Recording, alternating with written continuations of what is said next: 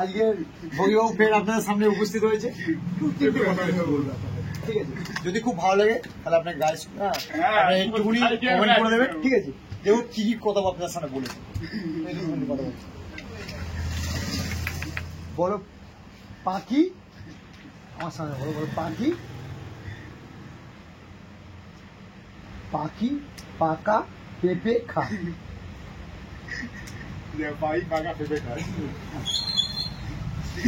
বলো অমূল্য, বলো অমূল্য,